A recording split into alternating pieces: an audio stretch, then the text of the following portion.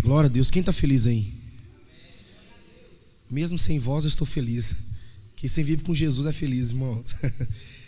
Queria chamar o Axel aqui, amém? Vamos aplaudir o Senhor, querido, pela vida dele.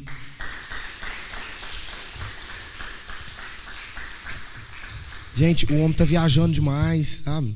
Foi difícil conseguir uma agenda com ele, né? Tô brincando, gente. Quando eu chamei ele, já aceitou de primeira. Eu falei, mas não, posso chegar dando voadora? Eu falei, pode chegar dando voadora. O Axel ele, na verdade, ele é um irmão para mim. Tenho um grande carinho por esse homem aqui. Ele e a Nayara fazem parte da minha história, né? Fazem parte da minha vida, então não quero nem saber. Eu entrei pra família, sem pedir licença. Estenda as mãos para cá, vamos ficar de pé? Pai, eu não sei o que o Senhor quer falar nessa noite, não. Mas usa o teu filho. Quero te agradecer pela vida do Axel, Deus. Muito obrigado pela vida da Nayara. Obrigado pela vida desse casal que tem feito a diferença nessa cidade. Que o Senhor venha usar a boca do teu filho, não para falar aquilo que nós queremos ouvir, mas aquilo que nós precisamos ouvir. Fale conosco nessa noite, Pai. Guarde a vida dele, da família dele, da casa dele, em nome de Jesus.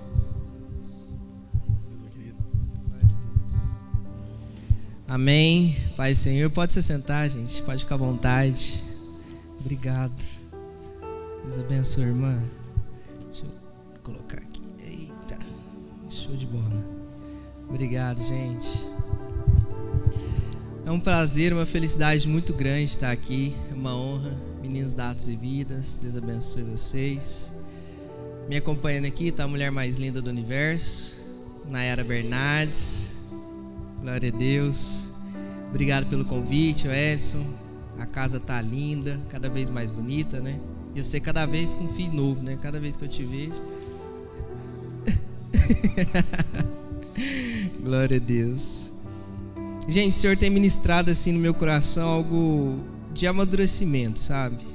Deus, ele tem me direcionado ali ao amadurecimento da igreja, porque o que nós entendemos é que o Senhor vem buscar uma noiva madura. Ele não está procurando uma jovem, uma criança, mas sim uma noiva, uma mulher, uma noiva madura.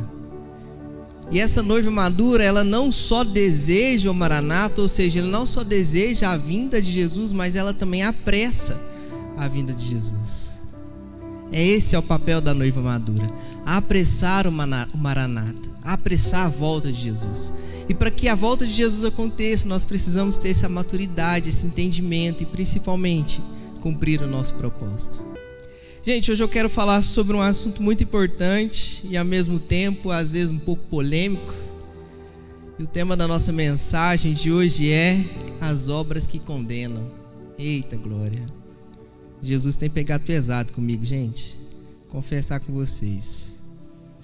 Primeira coisa que eu quero contar para vocês, né, para a gente poder entrar no assunto, é que lá em João capítulo 5, não precisa abrir agora, mas em João capítulo 5 a gente vai ver Jesus curando um paralítico que está há 48 anos naquele estado, 48 ou 38.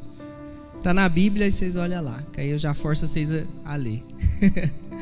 Então ele está lá paralítico no tanque de Betseba, lá aquele tanto de gente doente. Jesus chega e fala: olha, você quer ficar curado? Ele falou: oh, meu amigo, é porque toda vez que o anjo desce e move as águas ali, o outro vem e pula no meu lugar, não dá tempo de eu chegar, não tem ninguém que me joga lá dentro. E Jesus repete: você quer ser curado? E aí Jesus cura aquele homem. Jesus, como ele se move por propósito, ele não cura mais ninguém e some no meio da multidão. A história vai passar e aí ele vai carregar a maca. Os judeus vêm e falam: não pode ser curado no sábado. Aí a gente já conhece essa história. E aí quando o homem descobre que quem curou ele foi Jesus, ele sai correndo e vai lá nos judeus lá e fala: ó, quem me curou foi aquele rapaz ali, ó, Jesus lá e tal. Beleza. Capítulo 9 a gente vai ver um cego de nascença, um cara que pedia esmola. Jesus chega, olha para ele, cura ele. E quando ele descobre que Jesus que curou ele, ele começa a caminhar com Jesus. E aí ele é levado diante o sinédrio e os caras perguntam: e aí, como é que foi esse negócio aí? Quem te curou e tal? Ele fala: foi Jesus. E aí ele confronta o Sinédrio ali, porque naquela época quem declarasse que Jesus era o Cristo, Filho do Deus vivo, era expulso da sinagoga. E ele é expulso da sinagoga, esse que era cego. E aí a gente vai ver duas situações aqui. Pessoas que tiveram um encontro com Jesus, mas tiveram ações diferentes. O primeiro teve um encontro com Jesus, foi curado, lindo, maravilhoso, mas denunciou Jesus. Olha que loucura. O cara viveu uma experiência com Jesus, mas mesmo assim ele denunciou Jesus. O outro vive uma experiência com Jesus de cura também e tal, de milagre, mas ao invés dele denunciar Jesus, ele defende Jesus, é expulso e começa a caminhar com Jesus. Então só que a gente começa a ver duas perspectivas. Não é porque nós temos um impacto, um encontro com Jesus que necessariamente a gente vai começar a seguir Jesus. Às vezes nós temos um encontro com Jesus, vivemos experiência com Jesus, mas quando saímos das quatro paredes, a gente começa a denunciar Jesus. E é sobre isso que eu quero falar. Sobre as nossas obras que nos condenam. As obras que denunciam. As obras que não nos fazem ser quem precisamos ser fora das quatro paredes. E aí a gente vai para João capítulo 18. Nós vamos ler algumas coisas aqui, então pode abrir no João capítulo 18 que a gente vai dar uma passeada nele aqui. Amém, glória a Deus. João capítulo 18 é um capítulo muito conhecido, porque aqui nós vamos ver primeiro Pedro negando Jesus, depois vamos ver Jesus sendo entregue, né, a crucificação aqui, Jesus sendo preso e tal. Então está tudo aqui nesse capítulo aqui. Nós vamos começar a ler aqui. Assim, eu queria pontuar algo aqui com vocês, que está no versículo 4 e 5 aí. Então Jesus, sabendo de tudo que ia acontecer com ele, adiantou-se e perguntou: a quem vocês estão procurando? Eles responderam: Jesus, o Nazareno. Então Jesus disse: sou eu. A primeira coisa que eu queria pontuar aqui, para ficar claro aos nossos olhos, é que Jesus era comum. Jesus não tinha nada de especial por fora. O estereótipo de Jesus era comum, então ele era facilmente confundido com outras pessoas. Era necessário apresentar quem ele era, para que as pessoas entendessem quem era Jesus. Ninguém chegou lá e falou: Jesus, vem cá, vim te buscar. Não, ele precisou se apresentar. Ele precisou mostrar para os guardas ali quem ele era. Essa é a primeira coisa que a gente precisa entender.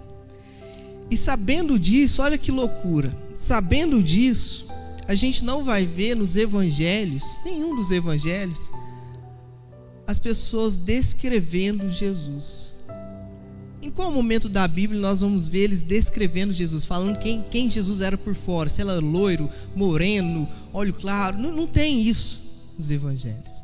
Ou seja, os discípulos caminharam com ele durante 3 anos e eles não perderam tempo de escrever quem Jesus era por fora, porque não importava quem ele era por fora. A gente vai ver dizendo que Jesus era manso e humilde. A gente vai ver Jesus, eles falando de Jesus de várias formas, mas nunca pelo estereótipo. Isso é incrível, porque às vezes nós perdemos muito tempo julgando as pessoas por quem elas são por fora. Eles caminharam 3 anos com ele, eles não perderam tempo de falar: olha, Jesus, ele é assim, o cabelo dele é lisinho. Não.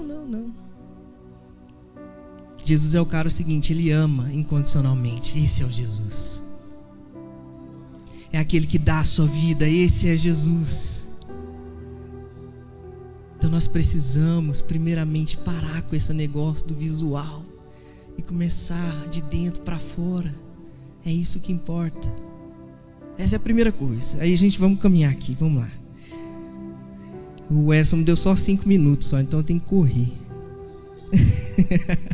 Depois nós vamos ali pro versículo 10. Então Simão Pedro puxou a espada que trazia e feriu o servo do sumo sacerdote, cortando-lhe a orelha.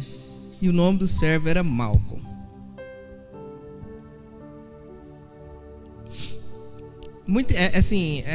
A gente entende, né, que Pedro quis defender Jesus, quis proteger Jesus, e ele era de fato esse discípulo entrão, ele estava em todos os momentos, né? Se a gente for ver a trajetória de Pedro, ele foi muito intenso nesses 3 anos. Quando Jesus pregou, depois do milagre dos pães, e ele fala: olha, eu não estou aqui para alimentar vocês não sou padaria, fast food, não é comigo esse negócio de comida não. O negócio aqui é palavra, é salvação, é verdade, é isso, é aquilo. Se você está dizendo isso, pode cascar. E aí depois Jesus vira para os discípulos e fala: olha, vocês também não querem não? Aí Pedro: não, epa, para onde nós vai, Senhor? Só o Senhor tem palavra de vida eterna. Não estou aqui para comer, não estou aqui para beber de graça não, eu quero é a palavra. Então a gente vê que Pedro, ele sempre foi muito intenso.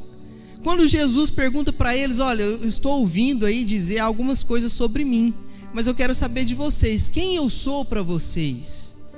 Aí um discípulo lá chega e fala: uns estão dizendo que o Senhor é isso, outros estão dizendo que você é João, outros estão falando que você é Elias, é profeta, não sei o que. E Pedro chega e fala: olha, isso é Cristo, Filho de Deus vivo. Então Pedro, ele era muito intenso em tudo que ele estava fazendo com Jesus. E aqui a gente vê ele mais uma vez nessa intensidade por amor a Jesus. Ele vai lá, corta a orelha e tal. Mas sabe o que é interessante aqui?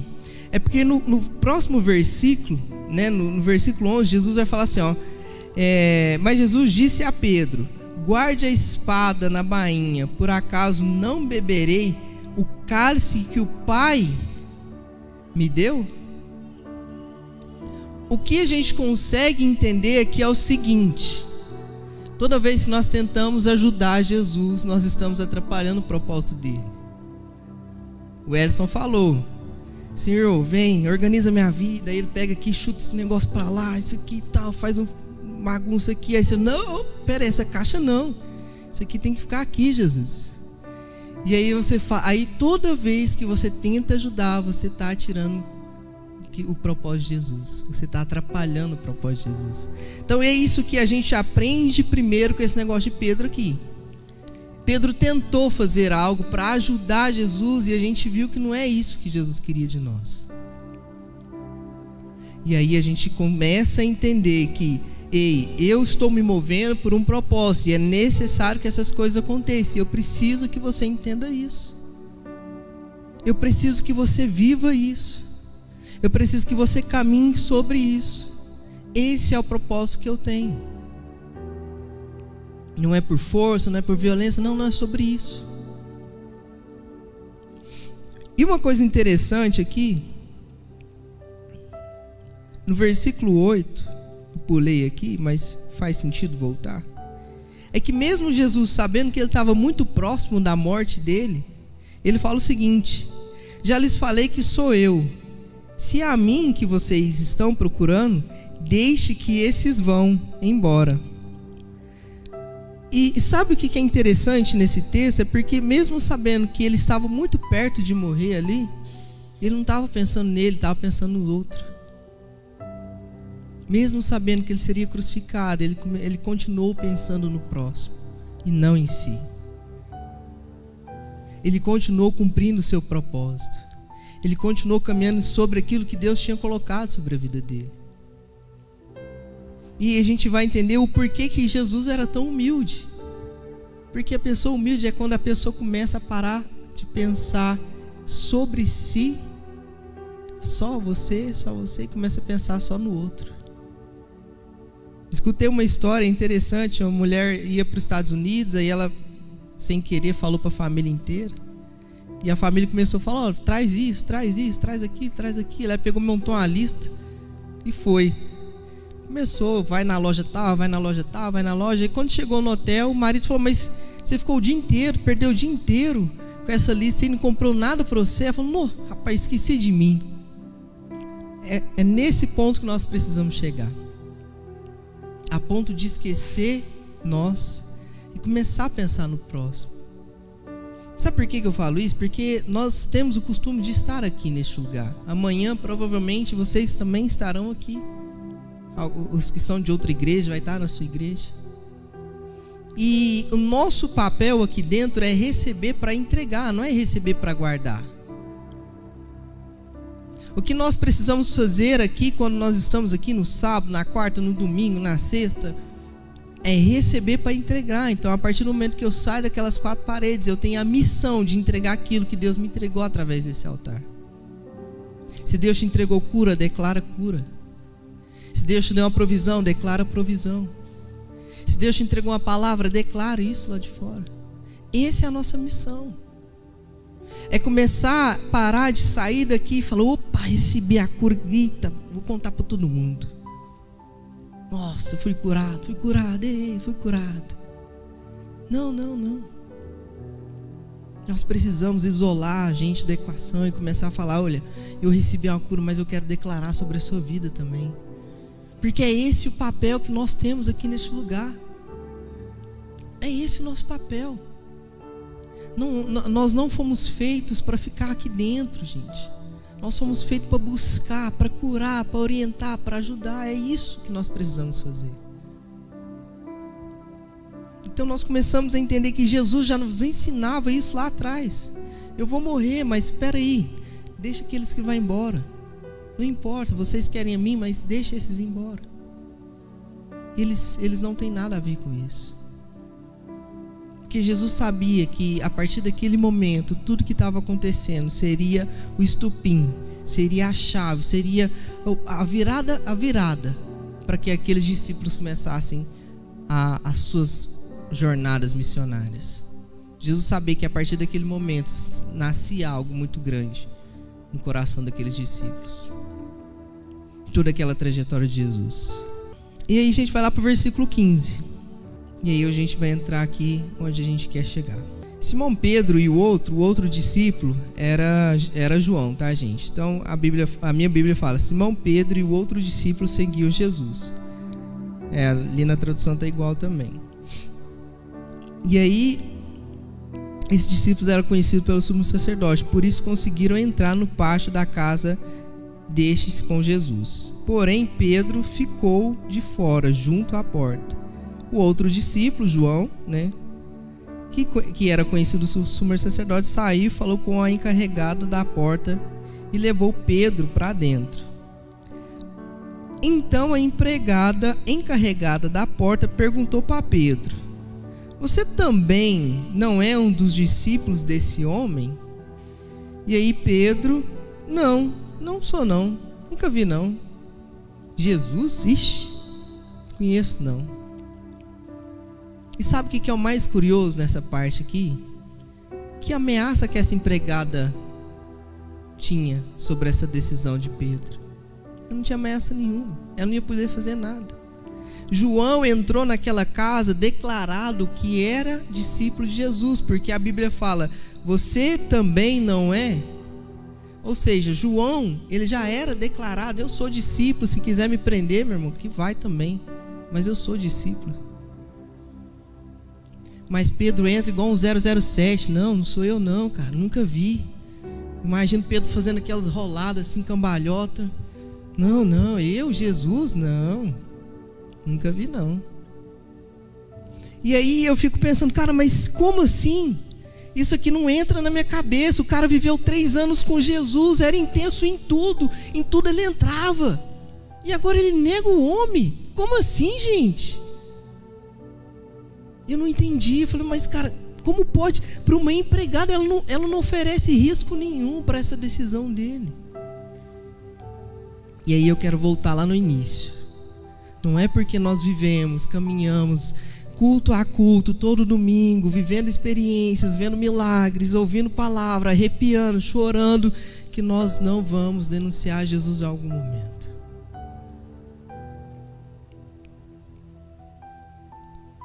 Não é por causa disso. Sabe quando nós vamos parar de denunciar Jesus? Quando nós entendemos a mensagem da cruz. É quando o nosso encontro ele deixar de ser um encontro para arrepiar e ser um encontro para prostrar, para adorar, para entender, para viver Jesus. É quando nós tivermos a consciência de fato de que tudo aquilo que Ele fez não foi em vão. é nesse momento.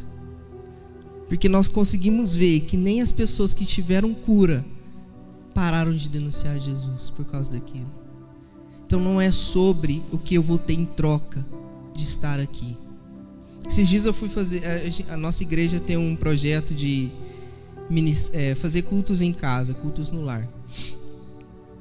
E eles me convidaram para ministrar num desses cultos. E eu falei sobre Pedro. Eu falei sobre essa parte de Pedro ter negado Jesus, mas em outro contexto. E aí eu falei tal, e sei o que, beleza. A galera começou a perguntar e a gente foi respondendo. E aí o cara que era o dono da casa, ele contou a história de conversão dele. E no final ele falou o seguinte: às vezes a gente está falando sobre isso e tal, mas as pessoas não entendem o porquê que nós temos que converter. As pessoas não entendem por que a gente tem que ir para a igreja. Porque elas perguntam: o que eu vou ganhar com isso? O que eu vou ter em troca se eu aceitar Jesus? E assim, para nós que estamos aqui, a consciência é clara. É a salvação, é a vida eterna, é a porta aberta no céu. Isso é show de bola. Mas como que eu vou explicar isso para alguém que não tem essa consciência? Como que eu vou chegar num cara que está lá de fora: Jesus tem um plano maravilhoso para sua vida, a salvação, a vida eterna. E você começa a prospectar na vida do cara algo futuro, distante e eterno. O cara fala: meu Deus, o copo que eu estava bebendo já acabou. Como é que esse cara está me prometendo um trem eterno desse jeito? E eu comecei a pensar: cara, como que eu vou oferecer, como que eu vou apresentar Jesus para esse cara sem oferecer nada em troca para ele? Como? Porque a gente sabe que Jesus não é por barganha. A gente está vendo que, cara, eu vou curar você dessa enfermidade que você está.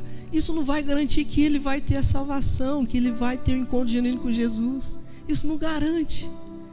E aí eu fiquei me perguntando dias e dias: Senhor, o que eu vou oferecer para essa pessoa? Como que eu vou te apresentar? Porque as pessoas sempre vão me perguntar isso: o que eu ganho em aceitar esse seu Jesus? E sabe por que é muito complicado a gente ver essa situação com Pedro? Porque a partir do momento que Pedro começa a negar Jesus, ele nega 3 vezes para as pessoas que não têm ameaça nenhuma contra. Sabe o que é complicado aqui? É porque as pessoas falam assim: mas esse Jesus seu não era tão bom, por que você está negando ele? Por que você está negando ele? Ele não é o que cura, não é o que salva, ele não é o... Por que você está negando ele? Sabe o que é interessante? Olha aqui para vocês verem. Na terceira vez que Pedro nega Jesus, na segunda vez, na verdade, no versículo 25: Simão Pedro estava em pé, aquecendo-se. Então lhe perguntaram: você também não é um dos discípulos dele? E aí ele negou pela segunda vez aqui. Aí o cara pega e fala o seguinte: olha para você ver, eles estavam numa roda, tinha uma fogueira no meio, tinha um tanto de gente lá, todo mundo aquecendo, vendo Jesus sendo interrogado. E aí, olha o que um cara fala para ele.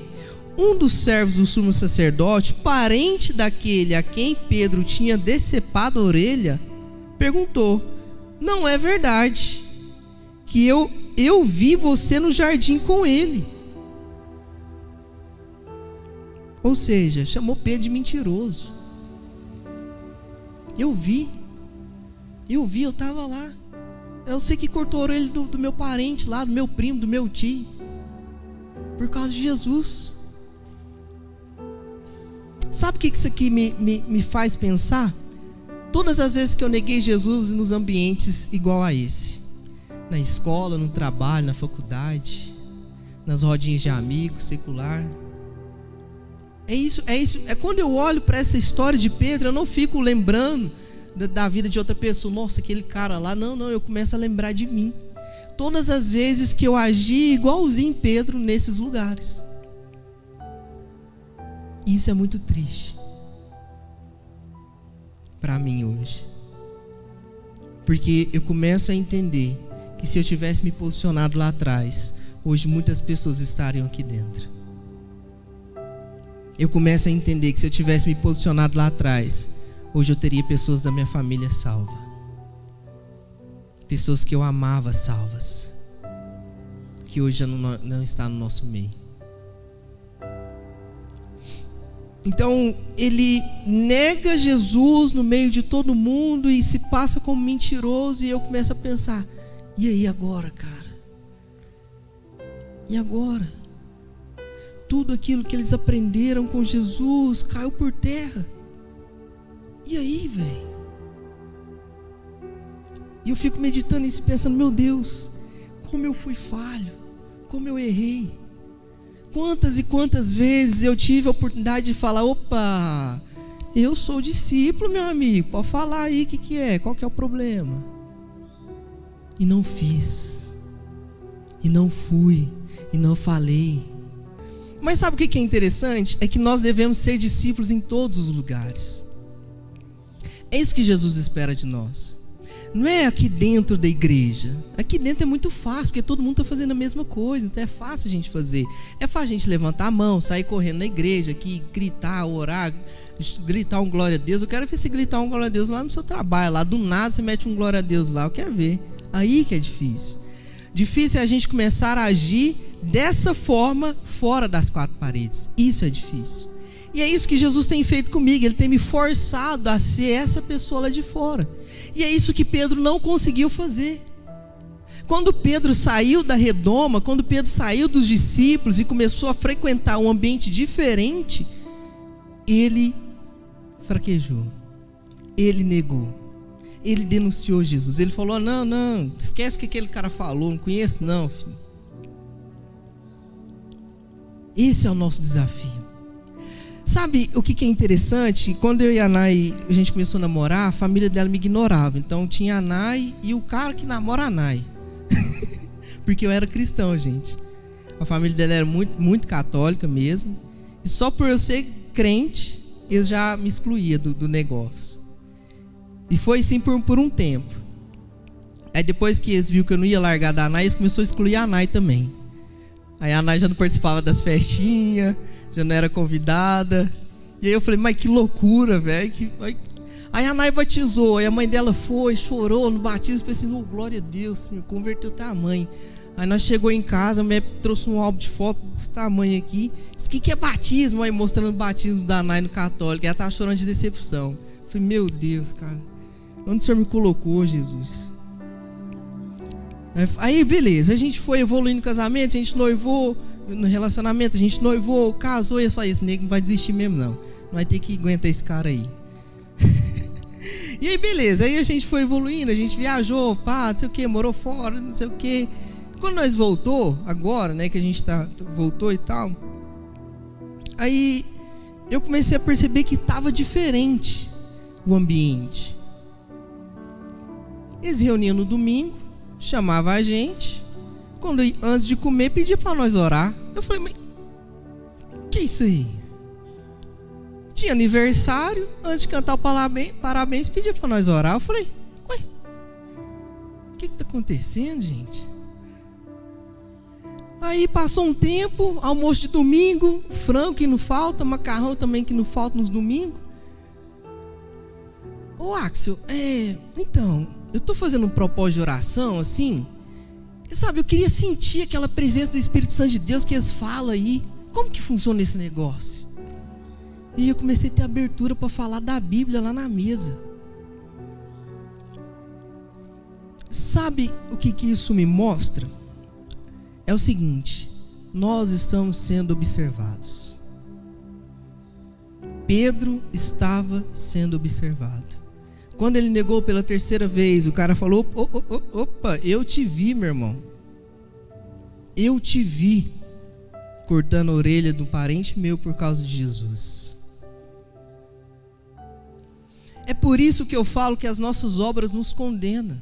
Porque toda vez que nós negamos Jesus lá de fora, nos outros ambientes, as pessoas estão nos observando. E lá na frente elas vão falar: opa, eu te vi lá, meu irmão. E aí, cara? Então nós precisamos entender isso. Aí a gente vai para o final aqui, gente, porque senão a gente fica a noite inteira aqui. Resumindo, Jesus é levado diante Pilatos, tal. Pilatos fala: não tem condenação nenhuma sobre esse cara, bababá, tudo que, e a gente vai pro final. Não, vamos pro 36 aqui, só para me explicar o negócio. Jesus respondeu: o meu reino não é deste mundo. Se o meu reino fosse desse mundo, os meus ministros se empenhariam por mim, para que eu não fosse entregue aos judeus. Mas agora, o meu reino não é daqui. Pilatos perguntou: então você é rei? Jesus respondeu: o Senhor está dizendo que eu sou rei. Eu para isso nasci, e para isso vim ao mundo, a fim de dar testemunho da verdade. Todo aquele que é da verdade ouve a minha voz. Vou te falar um negócio aqui. Pedro negou Jesus, Judas entregou Jesus. Os dois fez a mesma coisa. O pecado é igual. É igual. Só que tem duas diferenças. Judas se colocou em um lugar onde ele não ouvia mais a voz de Deus.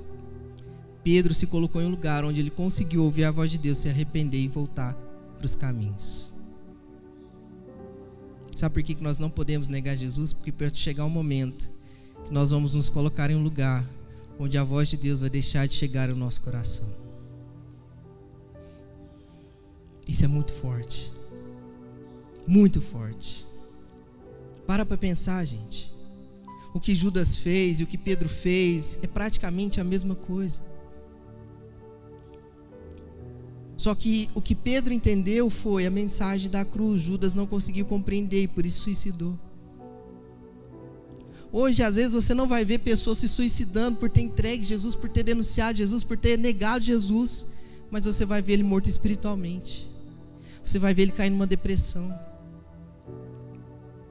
E tudo isso porque eles se colocaram em um lugar onde a voz de Deus não está chegando. Todo aquele que é da verdade ouve a minha voz. Todo aquele que é da verdade ouve a minha voz. Se nós estamos ouvindo a voz de Deus, é porque ainda nós estamos em um lugar onde a voz dele está chegando, onde a verdade está chegando. E agora nós precisamos se posicionar nesse lugar para que nós possamos ser essa verdade na vida de outras pessoas. Porque através da minha vida e da sua vida as pessoas possam ouvir a voz de Deus e não se perder. Esse é o nosso propósito. É isso que nós precisamos fazer. É nos posicionar. Eu sou discípulo sim. Eu sou discípulo sim e eu tenho um negócio para te falar. Tá vendo aquele homem? É por você. É por você. Não é só por mim que andou com ele por 3 anos. É por você também. Ei, empregada, vem cá. Eu sou discípulo, mas está vendo aquele homem? É por você também. Da mesma forma que ele me ama, ele quer te amar também. É sobre isso. É isso que Deus espera de mim e de você. É que nós nos posicionamos nesse lugar e começamos a falar sobre a verdade. E ponto.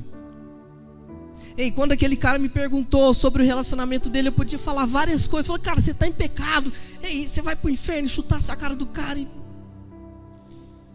Mas não foi para isso que Deus me trouxe aqui. Eu só preciso falar a verdade. Eu falei, cara, deixa eu falar. A Bíblia fala o seguinte: apresenta Jesus.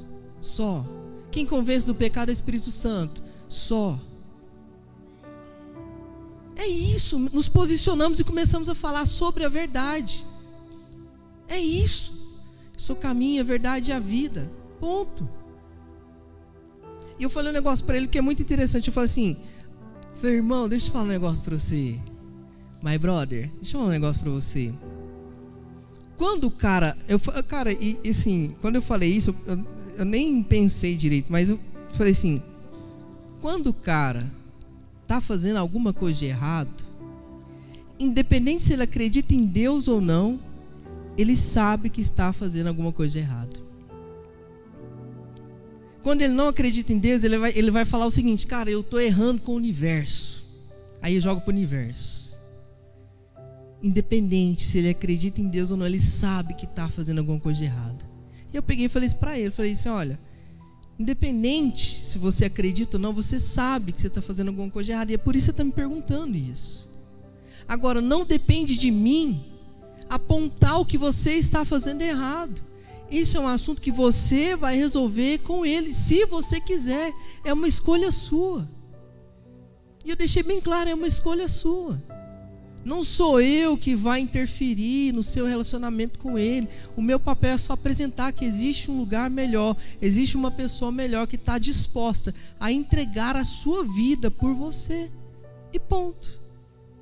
É isso que a Bíblia nos ensina a fazer. E aí eu comentei com ele que a gente está com um projeto de podcast. Ele falou, cara, eu quero assistir todos os episódios, porque você fala de um jeito assim. Eu falei, não, mano, eu falo o que está escrito lá. Não faço nada. Só lê e reproduz só. É só isso que nós precisamos fazer. Ler, reproduzir e dar testemunho, né? Vamos continuar aqui, gente, que o Esther já está me olhando e já está... Vamos continuar. Pilatos perguntou, o que é a verdade? Depois disso, Pilatos voltou aos judeus e lhe disse, eu não acho crime nenhum nele. Mas é de costume entre vocês, a cultura judaica, que solte alguém por ocasião da Páscoa. Vocês querem que eu solte o rei dos judeus? Ou seja, quer que eu solte Jesus? Era o mais óbvio, gente. Não tinha crime nenhum, só falava de Deus, não fazia mal para ninguém. Então era costume ali já soltar alguém. Então Pilatos já pensou, isso aqui, cara, não é possível. É óbvio essa escolha. Está aqui. E aí, então todos gritaram novamente, não este, mas Barrabás. E aí a Bíblia termina o capítulo dizendo, ora, Barrabás era salteador. Ladrão, assassino, rebelde, era Barrabás. Era o cara que era tudo errado. Era a opção mais... É igual a gente fez agora, né? Não, deixa isso pra lá. com o negócio da presidência aí, mas isso é outra coisa, né? Deixa esse negócio pro outro lado. Mas, enfim, tinha duas opções. Jesus, o rei, o que cura, o que liberta, o salvador, a verdade, o caminho, a vida. E tinha Barrabás, o assassino, o ladrão, o salteador, o rebelde, o cara que fazia bagunça, que roubava e não sei o que e tal. E ele ia ser condenado já. Se Jesus não cai ali, ele já estava morto já. Ele não ia ser solto. Ele já estava condenado. Mas como Jesus apareceu no cenário, aí ele fez essa gracinha ali para tentar libertar Jesus ali, né? Mas aí libertaram Barrabás. Agora, deixa eu te fazer uma pergunta. Para vocês, e aí vocês vão participar agora, gente. Então levanta a mãozinha para ficar bonito na filmagem lá, para ficar show de bola. Para vocês, quem condenou Jesus? A multidão ou Pilatos? Vamos lá, multidão. Quem acha que foi a multidão? Não, a maioria. Quem acha que foi Pilatos? Bom, ninguém levantou a mão para Pilatos, gente. Tadinho do homem. Mas vamos lá, gente. A escolha. Primeira coisa, né? Antes da gente entrar. Aquele ditado, a voz do povo e a voz de Deus, é errado. Isso não existe. A voz do povo não é a voz de Deus. Quem escolheu que fosse Jesus para ser condenado não foi a multidão, não foi Pilatos, foi Deus. A escolha foi de Deus. A multidão não interferiu em nada. Já era um propósito. Já era o que ele tinha que fazer. Era o cálice que ele tinha que tomar. A escolha não foi da multidão nem do povo. Foi de Deus. E agora eu quero te mostrar uma perspectiva que eu só consegui enxergar hoje. E eu fiquei com muita raiva de mim, porque sempre achei que a multidão tinha condenado Jesus. Cara, eu ficava pensando, se fosse outra multidão, Jesus não tinha sido crucificado. E eu, nossa, igual aquele teatro, não sei quem viu um vídeo de um teatro, o cara sobe com o capacete, vai lá e bate no guarda, os caras estavam fazendo o teatro da cruz, eu tava igual. Nossa, se eu cair nesse meio dessa multidão, eu chego o pau em todo mundo, não é possível. Mas hoje eu entendi que Jesus era para ser crucificado de qualquer jeito, mas sabe por quê? Porque a cruz, ela representa liberdade. Mas ela só vai representar liberdade na nossa vida quando nós entendemos que foi Jesus que morreu no nosso lugar. A cruz na vida de Barrabás ali era a condenação, era a morte. Ele já estava predestinado, mas quando Jesus foi colocado no lugar dele, ele teve a liberdade. Ele foi liberto através da cruz. Agora, se eu colocar para você as descrições de Jesus e as descrições de Barrabás, com quem nós mais parecemos? Nós somos santos? Somos curadores, libertadores? Somos a verdade? Não somos. Nós somos esse cara aqui. Somos mais parecidos com esse cara aqui. Ou seja, Deus escolheu libertar a nossa vida da condenação, escolhendo o seu único filho para estar na cruz com nós, por nós. Nós somos os Barrabás. Jesus só está na cruz por causa da minha vida, da sua vida, da sua vida. Era para você ser condenado, mas Ele colocou Jesus no seu lugar, e é por isso que nós não estamos lá.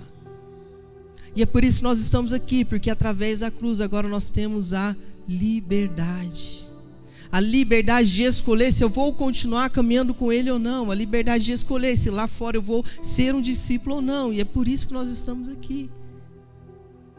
Porque quando nós estávamos perto de ser condenado, Ele colocou Jesus no meu lugar.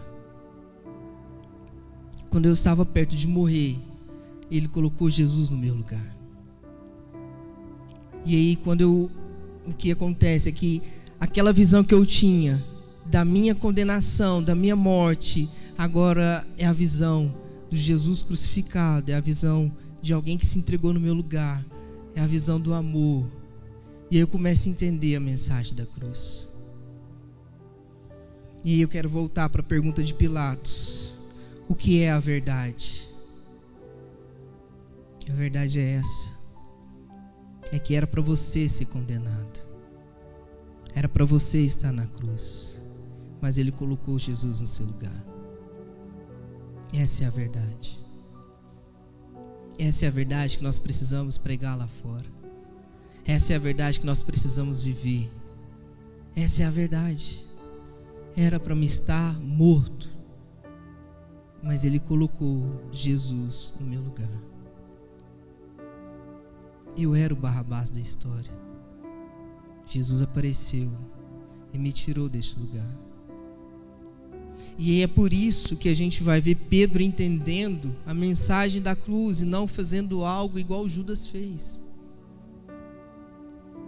Pedro entendeu que era para ele ser condenado, porque agora ele está negando Jesus, e ele começa a entender, cara, era para eu estar lá, mas agora Jesus está no meu lugar, Ele foi morto no meu lugar, e agora eu consigo entender o que Jesus vem dizendo para mim há tanto tempo.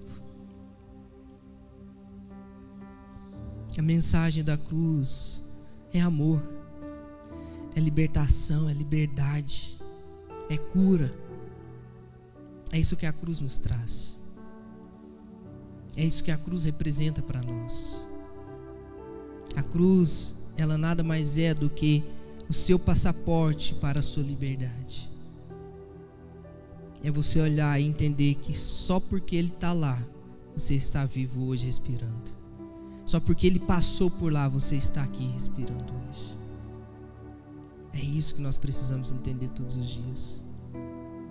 E é isso que nós precisamos viver todos os dias. É por isso que a Bíblia pede para a gente carregar a nossa cruz.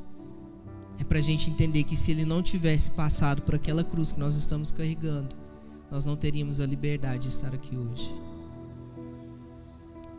É isso que nós precisamos entender. Amém? Glória a Deus. Aleluia. Então vamos ser discípulos de Jesus, gente. Porque é isso que nós somos feitos para ser. Discípulos de Jesus. Em todos os lugares, a todos os momentos. Amém? Com alegria, gente. Amém? Glória a Deus. Agradeço a oportunidade, gente.